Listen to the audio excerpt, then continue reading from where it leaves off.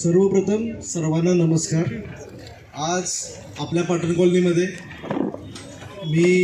बाबांनी मला एक गोष्ट सांगितली होती. मी सर्वांनाही सांगत आलेलो आहे, सातत्यानेही सांगतच आलेलो आहे की बाबांनी ही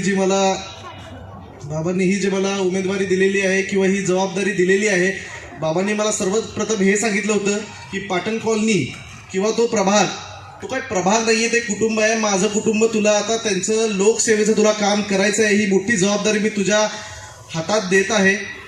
मी आज बाबा तुमचा आशीर्वाद घेऊन मी सर्व पाटण कॉलनी परिसरामध्ये सर्व ठिकाणी प्रत्येक घरोघरी मी पोचलो, प्रत्येकाच्या गाठीभेटी घेतल्या, प्रत्येकाचे विचार ऐकले, त्यांची समस्या ऐकली.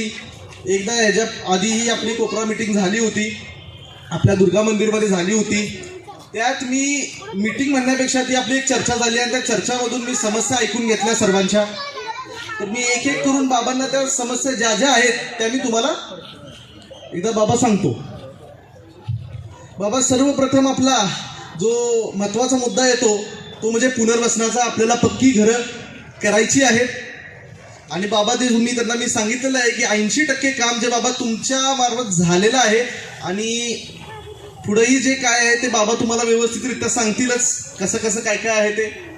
दुसरी समस्या अशी म्हणजे की इथं बंद ड्रेनेज नाही आहेत बाबा, पाण्याची व्यवस्थित सोय नाही आहे, बंद ड्रेनेज नाही आहे. पूर्ण बाकीच्या प्रभागात इकडे तिकडे बंद ड्रेनेजचा सगळा झालेला आहे, क्लोज ड्रेनेज असं आपण म्हणतो, त्या गोष्टी झालेल्या आहेत, पण अजून पाटण कॉलनीमध्ये आपल्या झालेल्या नाही आहेत.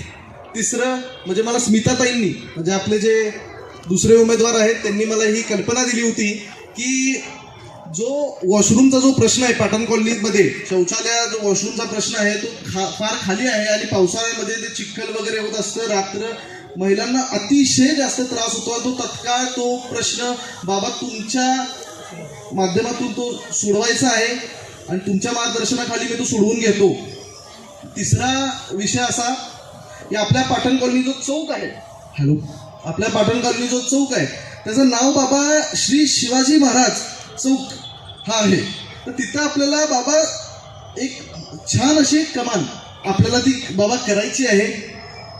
नंतर सगळ्यात महत्त्वाचं जे पाटण कॉलनीचं आपलं जे श्रद्धास्थान आहे, जे म्हणजे दुर्गा माता मंदिर, जिथनं आपण सुरुवात केली, जिथं आपण नारळ वगैरे सर्व गोष्टी पहिल्या आपण तिथं येतो, तिथं आपण करतो, तर ते बाबा त्या मंदिराचं व्यवस्थितरित्या एक भव्य दिव्य आपण करू, हे जी एक अशी एक मागणी आली मला. आणि या सर्व ज्या गोष्टी आहेत ते मी पाटण कॉलनी किंवा माझ्या कुटुंबाच्या वतीने मी हे सर्व तुमच्यापाशी मांडतो. आणि बाबा इथून पुढे तुम्हीच आता व्यवस्थितरित्या सर्वांचं मार्गदर्शन करा. थँक्यू.